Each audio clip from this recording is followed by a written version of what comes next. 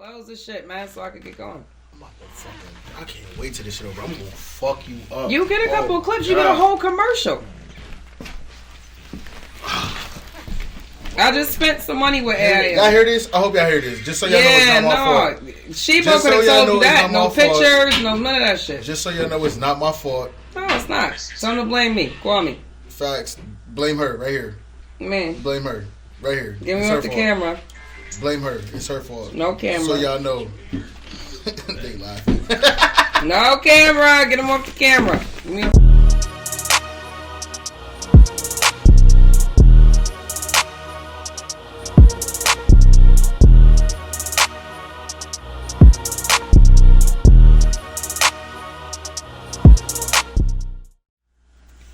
What's up, what's up, what's up? You already know who it is behind the camera. It is me, the Teleah, the host and executive producer of Saturday Night Buffalo. Yeah, guess who the fuck I got for y'all today? Yeah, y'all see him. Hey Arnold, what the fuck is up? Y'all got Rxmie Santana. This famous ass nigga was on the radio, guys. What the fuck is up, Rxmie? You done got your hair done, put your good shit on to come talk to us. I'm glad you came. First of all, don't try to do me. I got good shit every day. So this is not a one-time thing. No, not at all. Okay. What's up with your little ass? I'm just trying to...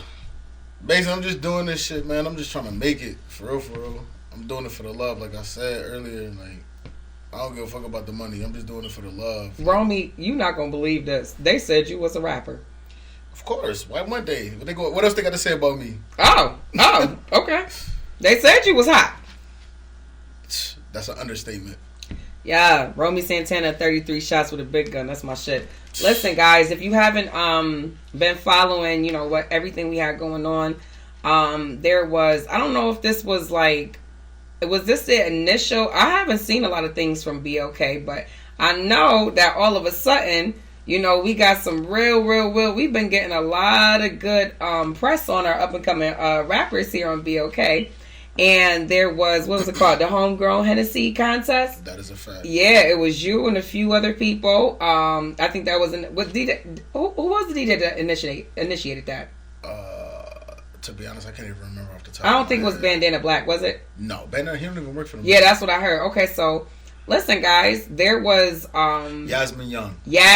Shout out to Yasmin Young. Shout out to BOK for supporting the city and all the up and coming rappers, because that's not really often or frequent. So I mean, I see that they got something going, and you know, you had everything to do with that. So guys, when I say all over the internet, I want to give you a big shout out for that. Because you know, it's not really often that the radio picks up a lot of up and coming rappers and does events and stuff like that. I was so happy to see that, and I hope to see more in the future. And that's really, honestly, how I discovered you. And I said, oh, this nigga got a fucking hit. Get the fuck out of here. I was bouncing 33 shots with a big gun. That's my shit. Don't know a nigga that a crazy. Hey, I said, how the fuck do you say this nigga name? Yo, it's crazy because everybody really always no one knows my name. They be like, yo, Rxmie. I be like, yo, that ass, like Rxmie. Really? Now, how the fuck you think we supposed to pronounce that? Yo, but there's so many other artists that got like weird ass names, and then they turn around and they always pronounce their shit right. But then as soon as it come to my shit, they want to Rxmie this, Rxmie that. No. So maybe you're special. Tell these motherfuckers your name. My name is Rxmie Santana, man. It stands for Remember Our Mind Is Everything.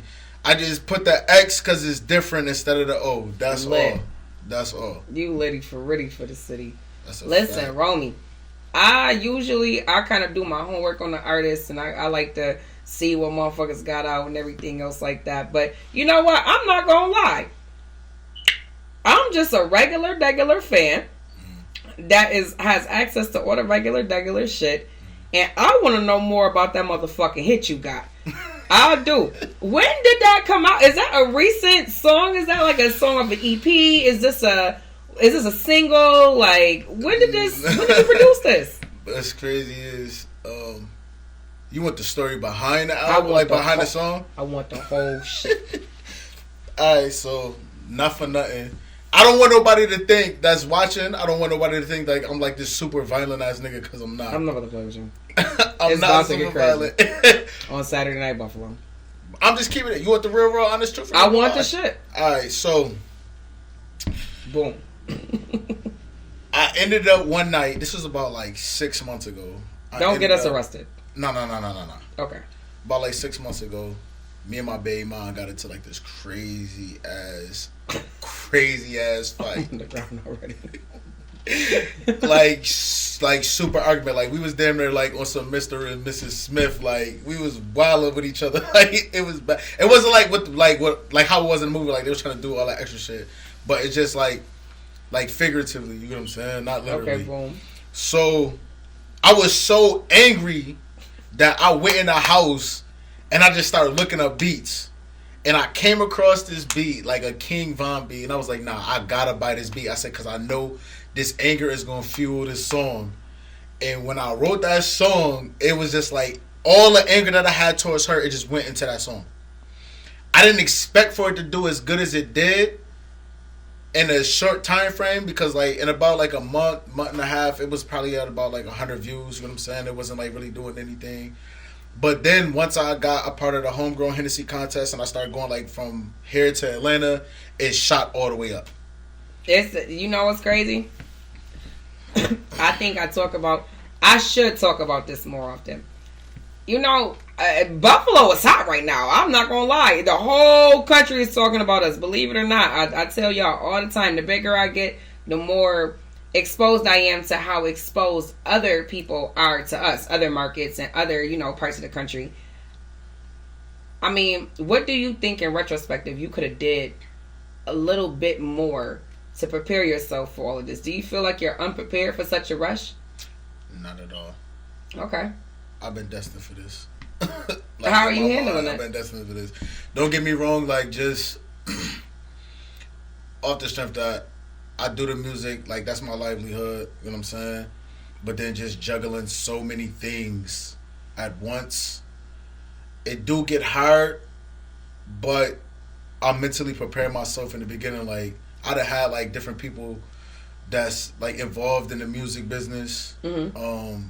I'm not gonna say like nobody that's like super famous, mm-hmm. but like just people that I connected with like over the years, like just from in between from here to like Florida, like to Atlanta, the city, Carolina, California, and you know they gave me like little tips and pointers and everything to prepare myself mentally for it. Physically, it's definitely draining. It's definitely draining. Just off the. Did you expect that when you first got into music? Did you think that when you reached any type of peak that it would be so? It would take as much as it does? I knew, but I didn't believe it until I seen it. Okay. Like for the most part. What made you get into music? How long have you been into music? Since I was a senior in high school. What the fuck made you become a rapper? I done told this story like 50 million times. Was you mad at your baby mom? I'm still not over the fact that you mad at your baby mom and the first thing that came out your mouth was 33 shots and a big gun. I'm still concerned. That's alright. Nah, what's crazy is when I first started, like, my dad, he did music. Like, he used to do music. He used to write, like, poetry and everything, whatever it might be. And my uncle used to try to tell him when I was a kid, like, yo, you know, write everything for him and all that. And my dad was never for it. So, it was one time I was going to McKinley, and I was a senior, and I was in environmental science, and I had this friend named Shelly, and she used to rap her ass off. And one day she's like, yo, I got this song, you know what I'm saying? It's like off the 6 Minutes of Death by Fab. I want you to, you know, write like a quick 16 to it. So I'm like, I never rapped a day before in my life. So I'm like, all right. I'm like, man, fuck it. So I'm nervous, you know what I'm saying? But I had this like old ass white lady for an environmental science teacher, and she was just like, you know, Marlon, you know, just go ahead, you know what I'm saying? I want to see what it's about. I'm like, bitch, what? Like, hold on, you know what I'm saying? So I went home and I literally locked myself in the bathroom. My sister had this pink boombox, yo. And I literally like I went to my dad's computer and I went on the internet. This one like Frostwire, LimeWire, BearShare, everything. Oh, like, you was lit back in the day. So I'm like trying to find this instrumental. So now I'm like, all right. So I just burnt this CD and I just like I downloaded the whole CD with nothing but this instrumental on the CD, so I could just keep playing over and over and over and over and over. You was dedicated. And I literally locked myself in the bathroom for like 3.5 hours just trying to like perfect this fucking 22 bars. Like that's all it was. And then I got to school the next day and then I rapped it and my teacher was just like, oh my God, like it's a little violent, you know what I'm saying? It's a little vulgar. But she's like, I never would have expected that from you. And then ever since then, I was like, you know what? Like, I'm about to just see where it can go. And then ever since then, I've just been trying to just get crazy with it. Would you say you have a passion for music? Of course. I love music. Like, it not even just the fact that I can rap, but just knowing that it really fuels the soul. You know what I'm saying? Like, I can rap about gangster shit all day. I can rap about gangster shit all day. And I turn around and listen to fucking jazz and classical music. Dead ass. I like jazz and classical music, believe it or not. I feel like, honestly, to make the type of music that to touch people's soul, you kind of gotta have a good grasp on, you know, the varieties and the different genres of music. It's different things that touch different people, you know. Some people make music some people make music for themselves, and some people make, you know, music for their fans. How do you feel about that? Because I know a lot of, you know, I deal with a lot of artists, and everybody has a different perspective, you know. Would you say you make music for your fans, or do you make music for yourself? Honestly, both. Okay. I get the people what they want to hear. Like, I don't just rap about one thing. You got a lot of artists that just rap about, like, one specific thing. Like, if I really sit down and I put my pen to that pad, I could really sit and write about any single thing that I could put my mind to it. And it's me giving the people what they want, but like I said, it's me fueling my soul with the music, because that's just like my release. Honestly. So, listen. Before you got this single, right? I didn't do like any too much homework on you, because I like the super raw shit. A lot of people don't think that this is like, they think this is scripted. I swear, I wish. Just tell these people this shit is a regular, real conversation. So, how many EPs have you put out? How many albums have you put out? Like, where are you at? What should we expect from you as far as projects? I got one EP. It's called Make It Out. It's like 6 songs. That was just like me when I first got the distribution through DistroKid. Okay. It was like 6 songs. I was just like playing around to see how that actually worked. And then I turned around and I dropped an album called I Don't Know. And I just added like those songs to the album, and then I just added like 6 other songs to go with it. I actually did good, surprisingly. Like on Apple Music, like I don't even deal with like Spotify really, because my numbers don't get it's not as high. But Apple Music, like, my shit's banging. You want to do the city a favor, or you feel like it or not? As far as what? You want to drop a jewel on them or not? It's up to you. Drop a jewel like what? Like, a jewel is a damn jewel. You feel like dropping a jewel or not? The only jewel, honestly, that I would really drop is like... I know, I got a question. I'm going to lead you to it. Alright. Well, the only jewel that you don't have to answer this, right? Because we can't just be giving motherfuckers the game. When did you say, hey, I need to distribute my music? How'd that come about? When somebody was like, nigga, you not making no money off of this? And I was like, I don't even know how to do that. And so what happened after that? She was like, bro, I'm about to put you on because this is where I go through. She was like, this is DistroKid. Sign up. You know, whatever plan you want, you know what I'm saying? Just pick it and just run with it. And I'm like, all right, that's all she gave me. Did you look into any other distributors? No. Somebody told me about something called TuneCore. I really never like looked into it. TuneCore is the master. Yeah, the only thing like with DistroKid, they tried to do some funny shit, but I got it set up to where like it don't even matter. Like my shit goes everywhere. It don't matter where you look. Facebook, Instagram, Apple Music, Spotify, Deezer, some shit it's shit that I never even heard of that my music is playing on right now. Like, but once my shit got on Pandora, because I know people don't like. It's some people that don't listen to Pandora. But when my shit got on Pandora, and I was like, you know what, I can look my name up. Go through the roof. I said, oh man, all the Uber drivers listen to Pandora. That's when I knew it was real. Let me ask you this. So, let me ask you this. A lot of people, they're struggling with that right now. Mm-hmm. They don't really know too much about the business side of music and, you know, how to make money and how much to spend and everything like that.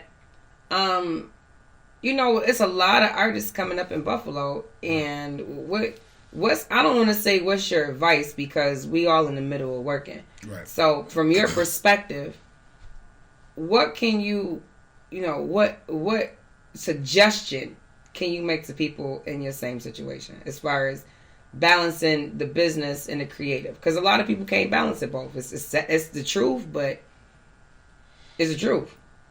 Balance the business and the creative. All I can say is,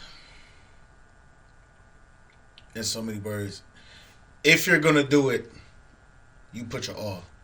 That's just 100%. You put your all. It's a lot of sacrifices that you have to make. How do you feel about them sacrifices? You're 29. You're a dad. It's overwhelming. But my oldest is 11 years old, and she's like my number one fan. So, like, when I know, like, when you got something that you're actually sacrificing for, that's, like, looking up to you, then you know it's, like, really a purpose. Like, I mean, you can sacrifice yourself, like, for yourself and be like, all right, like, I know I got to do this, you know what I'm saying, for me able to do this. But when you got your kid that's, like, watching your every move, and every time you come around, she knows all the words to your song, and she, like, tries her hardest to block out, like, all the, like, profanity. And she's just, like, waiting for, like, she's anxiously waiting, like, Dad, when you gonna drop another song? Dad, when you gonna go to the studio? Dad, when I could come back with you? Like, and you gotta sacrifice everything, like, just for your kid. Like, I'm gonna be honest with you. I think this is, like, my 22nd, 23rd interview. I have yet to hear anything like that. That was just so... I'm damn near. I'm emotional. I'll cry. I'll cry. I mean, that was the most beautiful thing I think I've ever heard. It's a fact though. Like my oldest, like, I got two babies. You know what I'm saying? But my oldest, like, she knows what the fuck is going on. She like, all right, my dad a rapper. My dad going to Atlanta. My dad gonna be famous. Dad, can I get this? Dad, can I get that? Is you gonna Blue Ivy her? Can we expect a little? Nah, can we? I ain't gonna Blue Ivy her. We can't get no snippet from her. I ain't gonna Blue Ivy her. Her. We can't get no snippet. I ain't gonna do that. Why not? Because she only 11. I'm not in a position to even be doing no shit like that. And, like, even if I was, I wouldn't do that. But, like, her time gonna What come. You gonna do when she say, Dad, can I talk on the track? Come on, let me just say hi. Yeah, this is my dad's CD. That's what I'm talking about. When I say Blue Ivy, that's what I mean. I'm all for it. You ain't know that Blue Ivy was on their songs? Yeah, I know. I only know about one song. It's Jay-Z got her on one, and Beyonce got her on one. I know Beyonce got her on Heaven. On that, yeah, that Heaven, No Name album. right. That's it. That shit was beautiful. Listen, where do you see Buffalo in the music industry in 1 year? In a year, it's on the rise right now. Everything needs prep work. You know what I'm saying? Rome wasn't built overnight. So in a year, we're still we won't be at the bottom of the totem pole, but we'll be like definitely like probably like 2 levels above that. I would say that. You know what I was saying about the Super Bowl and all of that? Everybody was so upset. Oh, Buffalo this, Buffalo that. I said, you know what Buffalo is showing right now that no one is really realizing is that we can really compete.